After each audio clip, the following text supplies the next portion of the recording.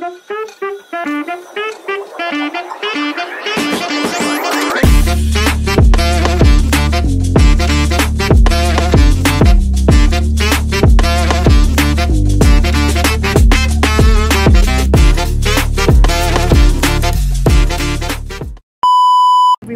back to my YouTube channel. It's me, Marian. So today is our move-in day sa bago naming apartment. Si Daddy kinuha na yung commune noto na aarkilahin namin kasi hindi na kami nag-arkila ng truck kasi mahal siya. Ayan, struggle is real mga mima.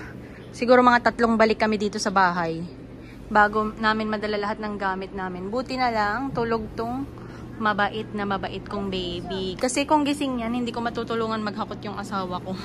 Ito na guys, yung kotse na inarkila namin for the day. So yan, malaki-laki.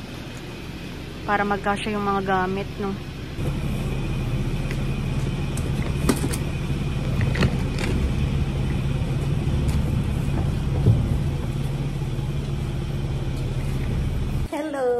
So, finally, we're here na sa bagong apartment. Guys, hindi ko muna ipapakita sa inyo para may thrill. Kasi wala pang laman tong apartment namin. Babalik pa kami sa Alexander para tulungan ko yung asawa ko na magkarga ng mga gamit. Ito na yung contract list namin. Isa rin sa maganda rito, may gym. Pwede ako mag-exercise kung gugustuhin ko.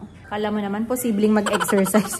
Unti-unti nang nagdadatingan yung mga pinag-order namin sa Amazon. Ito ang Valentine's date namin ngayon ng asawa ko. So, today is Valentine's. Hindi na kami mag-date or labas. Kasi mauubos talaga yung oras namin. Kakaayos dito. Nakuha na namin yung susi sa new apartment. Naka-move in na rin kami ngayon, today, Valentine's. So, ang memorable ng mga date ng move in and pagdating namin dito sa Canada, no? Dumating kami dito, birthday ko. Tapos ngayon, nag-move in kami sa new apartment, Valentine's Day. So, ano kayang next? So, ayan, nagdadatingan na yung mga pinag-order natin sa Amazon.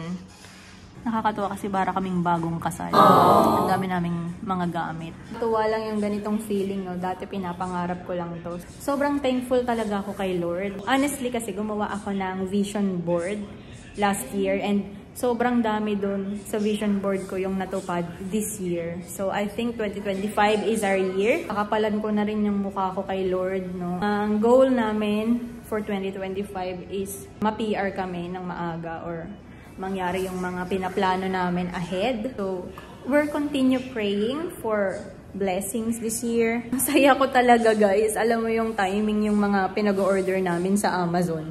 Like, yung move-in date namin, sakto rin na nagsidatingan yung mga order. So, dumating na yung couch, center table namin, dining table. At saka itong mga to, kanina lang dineliver yan. Perfect timing talaga. Ang dami naming aayusin ngayon.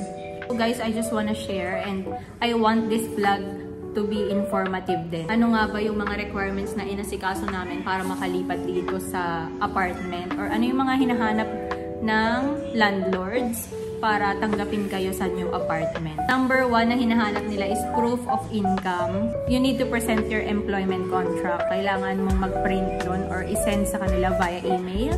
Next is valid IDs like passport, work permit, driver's license. Yan yung mga tinatanggap na valid IDs dito. So next step, you need to complete the application form. Based sa experience namin under Caprit, you need to provide your personal information on their website. Doon mo ilalagay yung personal details mo, employment details, and references. So guys, take note, mag-ingat lang kayo sa mga website na pinapasok nyo kasi marami ring ditong scammer. Yung iba, hinihingi yung SIN number, bank account details. So, you don't need to put it there. Sa proof of income guys, kailangan yung mag-present ng mga bank statements. Yung ibang landlord, naghahanap sila ng letter galing sa employer mo confirming your salary. This one is credit check. Ano ba yung credit check? Karamihan sa landlord dito, tinitignan kung maganda ba yung credit history mo. Since we're a newcomer here in Canada, wala pa kaming credit check syempre. Ang pin-provide na lang namin, proof of funds na patunayan na we can pay, like yung mga bank statements namin sa Pilipinas before. Meanwhile, kawawa naman itong mga anak ko. Nakatatlong balik na kami. I guess ito na yung huling hakot. Are you tired? Yeah. Thank you for helping. I love you. I love you. Hakot Awards goes to Villapuerte family. Ang sama pa naman ng weather ngayon, guys. Like, kanina nung binaba namin yung unang hinakot namin. Grabe, halos tangayin ako ng hangin. And yung metal na pinto dun sa bagong apartment namin, grabe humampas siya ng malakas. Buti na lang walang nakatayo sa gilid. Kung hindi, pisat ka talaga. So guys, tinapon lang yan dito sa Canada. Parang ang minimal problem lang para itapon. Ang ganda pa. Destable pa naman to. Nandito na naman kami sa Alexander. Pagoda ng ate nyo. Nakalimutan kong magpaalam sa inyo, guys. Sana marami kayong natutunan sa vlog na to. Sana natuto kayo sa experience namin, lalo na yung mga dapat nyong ihanda na requirements kapag mag-a-apartment kayo dito sa Canada. So, alam ko marami pa akong nakalimutan dyan. Kasi hindi naman lahat ng landlord pare-parehas. Base lang to sa experience namin. Yun yung mga hininging requirements sa amin. Yun pala, guys. After nyo mag-fill up ng application form sa website ng apartment na i-rent nyo, just like yung sa amin, owned kasi siya ng company.